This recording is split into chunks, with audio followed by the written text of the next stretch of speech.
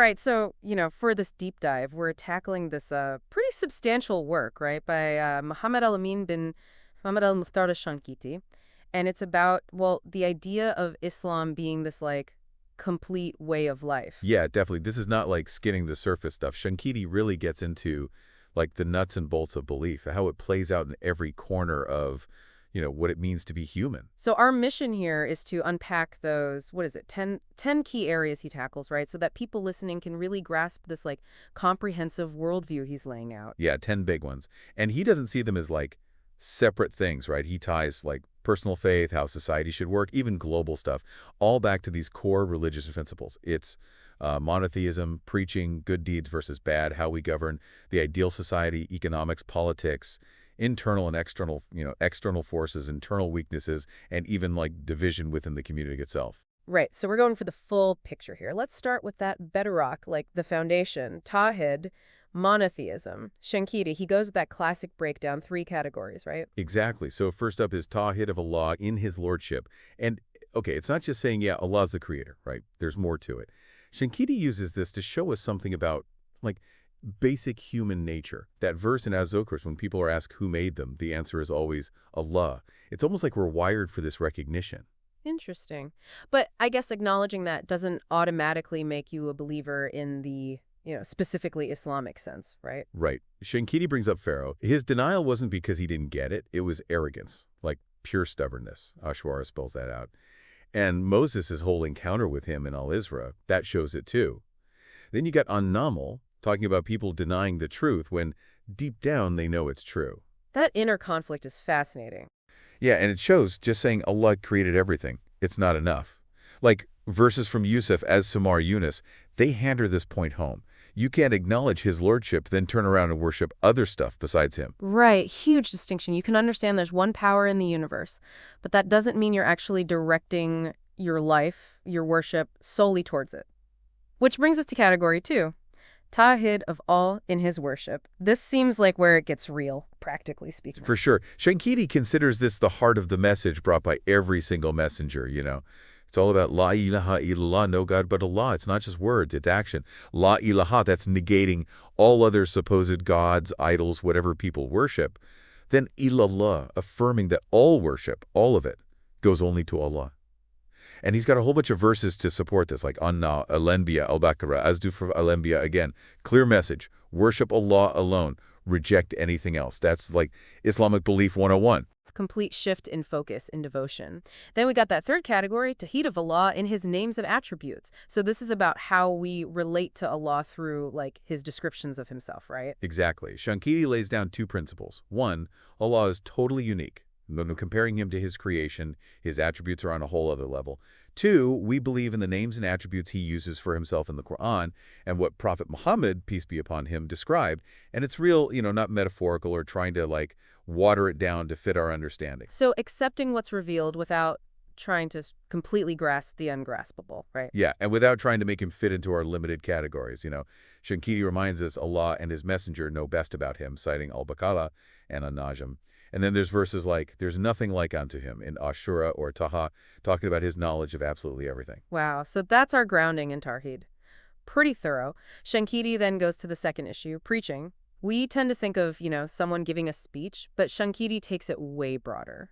Yeah, he does. He brings up the greater preacher and the greater deterrent. And get this, he says, the most powerful preaching is, like, internal. It's about always knowing Allah sees us. Everything we do, say, even think. Okay, so like that constant awareness, that's the preaching. He compares it to, imagine you're standing before a super strict king, executioner right there. Wouldn't that make you watch every move? Well, Allah's knowledge, his power, are infinitely greater.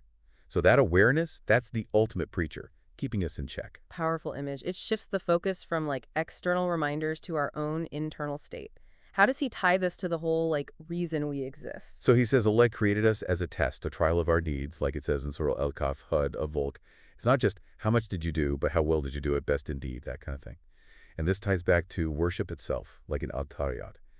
And to really ace this test, he talks about Ihsan, that hadith where the Prophet, peace be upon him, says, worship as if you see Allah, and if you can't see him, know that he sees you.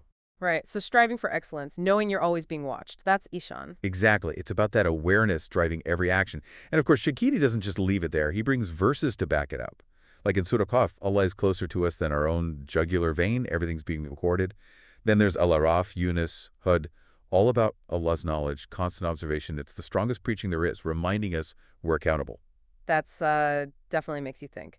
Now, for issue number 3, the difference between good and bad deeds. In Islam, obviously, not every action is created equal. So what does Shankiti say makes an act truly righteous? Okay, so he goes by the Quran here and lays out 3 conditions. First one, your actions got to line up with what Prophet Muhammad, peace be upon him, taught. He uses a bunch of verses, Al-Hashr, An-Nisa, Al-Imran, Ashura, Yunus, all about how important the Prophet is as our guide. We got to follow his example. He also mentions that hadith warning against adding stuff to the religion. It's got to be authentic, based on what's already there. So following the sunnah, the Prophet's way, that's key. What's condition number 2? Sincerity, doing something purely for the sake of Allah.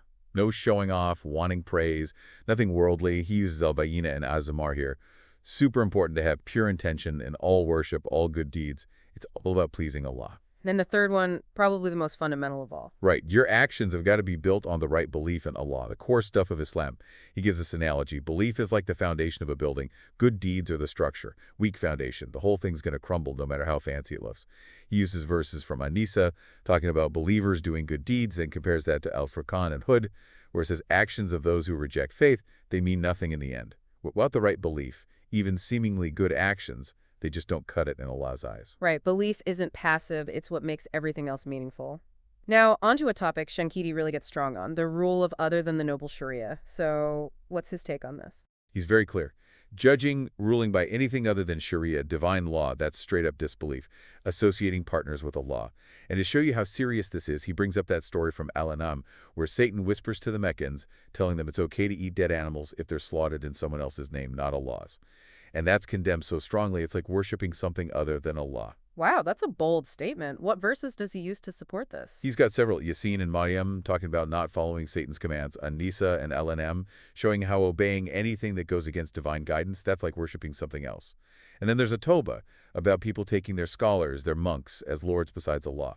He explains it's not literal worship, it's more like following their rules even when those rules contradict Allah's commands. And then he brings in those strong verses condemning anyone who rejects Allah's law and goes looking for judgment elsewhere, like An-Nisa, Al-Ma'idah, and Al-An'am again. Allah's law is the highest authority, the most just. Divine sovereignty in every aspect of life, including the legal system. Makes sense. Now let's move on to the conditions of society. Shankiti looked at how the Quran guides interactions at all levels of a community. Right, it shows how comprehensive these teachings are. He shows how the Quran has principles for leaders, individuals, families, everyone. For leaders, he uses Arshwara, telling them to be humble, compassionate towards believers. And Al-Imran, talking about being lenient, forgiving, consulting others, making decisions together. So it starts from the top, but then goes to those more personal levels too, right? For sure, and Nisa talks about the community obeying Allah, the messenger, and those in authority. But then, for individuals within their families, he uses at-Tahim, huge responsibility to protect yourself and your family from hellfire. And at-Takabun, advising being cautious, but also forgiving with your spouse and kids. Then there's all the verses about how community members interact with each other, like An-Nahl, importance of justice, kindness, generosity, and forbidding all the bad stuff, indecency, oppression. Al-Hujurat, avoiding suspicion, backbiting, making fun of each other. Al-Ma'idah, cooperating in righteousness. And Ashur, making decisions through mutual consultation. It's a pretty detailed social blueprint, but he also talks about, the reality of conflict, opposition in society. Definitely. He knows there's going to be oppositions from other people, even jinn. It's part of life. So he points to 3 key passages in Surah Al-Araf, An-Mu'minun, and Fussilat. And the main takeaways are turn away from ignorance, do good, respond to evil with something better, and always seek refuge in Allah from Satan's tricks. He's clear, though, being gentle, forgiving, that's more for fellow Muslims. When you're dealing with disbelief or aggression, you got to be firm. He uses verses from Al-Ma'idah, Al-Fas, At-Tawbah, At-Tahrim to show that. So there's a balance, mercy and strength. On to issue number 6, economics. Shankiti boils down this whole complicated world of money and business into a couple of key ideas. Yeah, he says it's all about 2 things. Being honest and ethical when you're making money, and then being wise and responsible when you spend it. For making money, he uses a lot of verses, showing it's okay, even encouraged, to earn a living in different ways as long as they're lawful. Trade, striving for Allah's bounty, business, even war booty if it's done right. He uses verses from al-Jumu'ah, al-Muzammil, al-Baqarah, an-Nisa, al-Baqarah, again, al-Anfal. So Islam isn't about rejecting worldly pursuits, it's about doing them the right way. What about the spending side? He says, be moderate. Don't be wasteful, but don't be stingy either. Al-Isra al-Furqan talk about this balance. He explains the concept of spending from your excess, what you have beyond your basic needs, like it says in al-Baqarah. But you absolutely can't spend on things that are forbidden, things that are going to lead to harm or regret, like Al-Anfal says. Right, so it's about being responsible with what you have. All right, issue number 7, politics. Shanqiti divides this into foreign policy and domestic policy, and both are guided by Islamic principles. Yeah, he says politics is basically managing people's affairs. Makes sense? And he separates how a community deals with outsiders versus how it governs itself. For foreign policy, two main things. One, you got to be strong. Al-Anfal is clear on this. Prepare your defenses, deter your enemies. Two, you got to be united. Al-Imran and Al-Anfal, again, they stress this. Internal fighting weakens you against external threats. Makes sense. So strength and unity on the world stage. He also touches on making peace, truces, when it's beneficial and when it's afraid to break treaties, as Tawbah and Al-Anfal talk about that. And you got to be smart, watch out for your enemies, their plots. An-Nisa reminds us about that. Then for domestic policy, it's all about security, keeping the peace, fixing injustices, upholding people's rights. What does this say makes for a good, Islamically sound government? He says Islamic law protects 6 things: religion, life, sound mind, lineage, reputation, and property. For each one, he gives specific principles, punishments, to keep things in order, like the prohibition of apostasy that protects religion, retribution, that's for protecting life, banning intoxicants and gambling, that protects the sound mind, adultery laws, that's protecting lineage, slander laws protect reputation, laws against theft, that's for property. All backed up by Quran and Hadith, of course. Right, a whole system built on protecting those things. And he says, following these principles, that guarantees stability inside the community and security from outside threats. Interesting. Now for issue 8, a tough one, the problem of the infidels' domination over Muslims. This was a real issue for early Muslims. How does Shanqiti understand this? It was a big deal, especially after the Battle of Uhud, where the Muslims lost a lot. He looks at the Quran, Al-Imran, verse 165, which basically says, if you're facing setbacks, it's because of something within yourselves. Oh, wow, that's direct.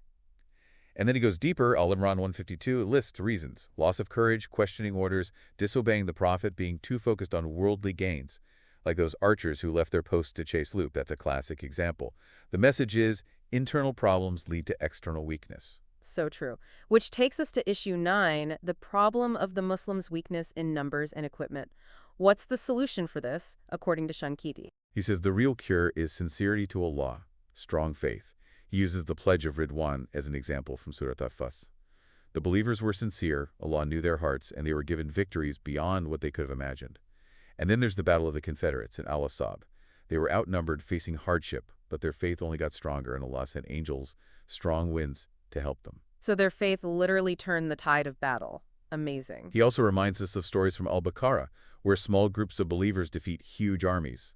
The Battle of Badr, that's like the classic example, a clear sign of Allah's support even when you're outnumbered and outgunned.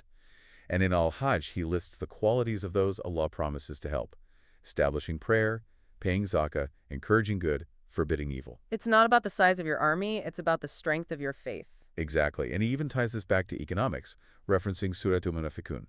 Real strength comes from believing in Allah, who has all the treasures, and trusting that He'll provide, especially for those who fear Him and rely on Him. That's an At-Talaq and At-Tawbah. Deep stuff. Okay, last issue, number 10, the problem of differences in hearts among society. What causes this division and what's the fix, according to Shanqiti? He blames a lack of reason, going by al-Hashr. But reason here means like understanding and following divine guidance. The cure. Enlightenment from revelation. The light that shows us what's truly good for us. He uses verses from Al-An'am, al-Baqarah, al-Mulk to explain this.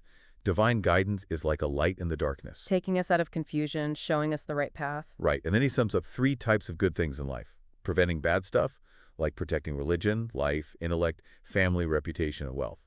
Then there's getting what you need through lawful means, like trade and stuff. And finally, developing good character, being moral, staying away from all the bad stuff. And in HUD, it says Islam is the best at preserving and promoting all these good things. Wow, so we've covered a lot, from the basics of belief to all these complex issues facing individuals and societies. And it all comes back to sincere faith, following Allah's guidance, seeking what's good for ourselves and others. It's a lot to think about. Definitely. Shankiti's work, it's a whole vision of life where faith isn't separate from anything, it's the foundation. It's what a lot of Muslims believe about their faith, how complete it is. So much covered today, it's hard to pick one thing, but what part of this, like this idea of Islam's completeness, really stands out to you, especially given how complicated the world is today? Lots to ponder, for sure. Thanks for taking us through this deep dive. We really encourage everyone listening to check out Shankiti's work themselves, keep exploring these ideas.